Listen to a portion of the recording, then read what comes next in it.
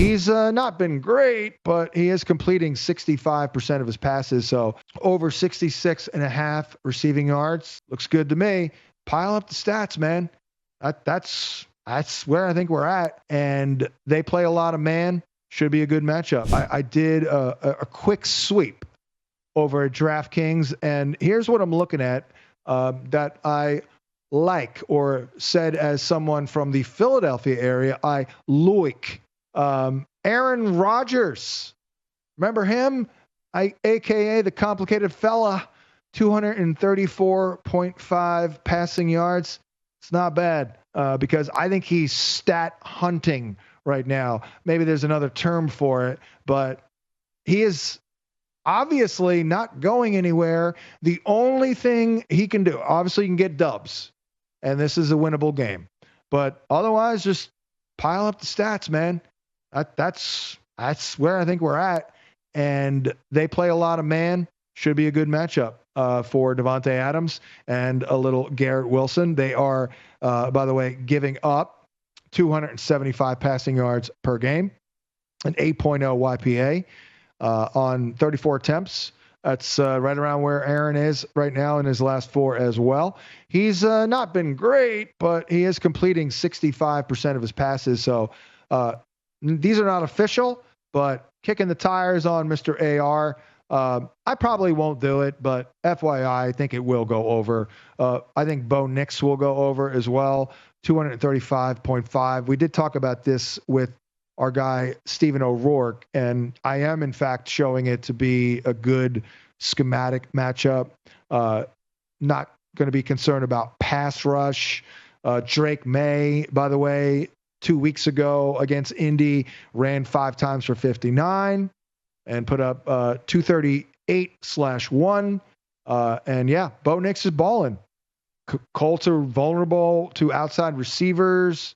We're getting others involved here. Maybe a little Marv Mims, a little shot play guy. But Bo Nix, see, how many times has he hit this number? Again, I was not a Bo Nix guy, but I was incorrect so far, and that's fine. We're not going to, literally, you're not going to get them all right. Just can't. Just not going to do it. But you got to take a stand, by the way. And my stand on Bo Nix was nah. But, you don't want to be overly decisive and reckless, but I think people appreciate when you are decisive. And when you get it wrong, you just, hey, take the L. What do you think? I'm Kreskin over here? Going to get everything right? Let's see here. 294, 273, 307. So he's done it 3 weeks in a row. Okay, 215. So he has done it in 3 of his last 4. I think we're looking good here. Josh Downs is expected to practice, which helps because that will give Anthony Richardson a good option in the passing game, because otherwise it could get a little ugly. Oh, by the way, there was another item here for the Colts O-line. Their center is probably going to be back, Kelly. So that's good. That would help AR. That would help Jonathan Taylor.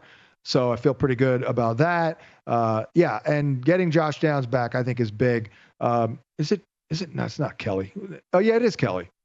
I confused Braden Smith, the right tackle there, with Kelly. But yeah, Kelly's been, that's a 4-time Pro Bowler right there. And he's been on IR. They opened up the 21-day window, and he could, in fact, return as soon as this week. It's a big game, so I think he will. They're clinging to playoff hopes there. So that, I know we're talking Bo Nix here, but that helps because we want to make sure that the Denver's not just cruising to a victory. Next up here, eyeballing these props. Well, Derrick Henry. I actually have not barked up this tree for a while, but we did win a bunch of Derrick Henry props in September. And yeah, I think I'm going to be in on this one, 99 yards. Now, the one thing is, maybe they don't feed him 20 plus carries because they don't need to, but yeah, when you have such a great matchup, Derrick's ripping off some long runs here. So I like this quite a bit. The Giants, as we've outlined, have been awful against the run here. I mentioned last week how they made Rico Dowdle look like Emmitt Smith circa 1992 last week. So Derrick Henry should absolutely crush this week against the Giants. Speaking of Rico Suave, we're back. Well, actually, I've never been here. This is a first for me to give him love. I haven't really trusted him, but now I've seen enough that Mike McCarthy, Mr. Pittsburgh, I always bring that up when I talk about the running game in McCarthy. I don't know why. Well, Pittsburgh, that is a certain geographical location that would make you inclined to think the man is into the running game. And he is, because Cooper Rush is not very good. They're just running the ball because they're doing it fairly well or really well with Rico. So feel like a big number, 83 yards. Don't think it's going to be a problem with a pristine matchup against Carolina. This has been one of the 5 worst run defenses in the NFL over the course of the year. Currently giving up, drum roll please, 5.9 yards a carry in their last 4, 26 carries a game our running backs getting. So, Mike is, get ready, Rico. Get ready for pump up the volume. $151 they're giving up per game, rushing 151 yards. So, yeah, I think Rico Dowdle can get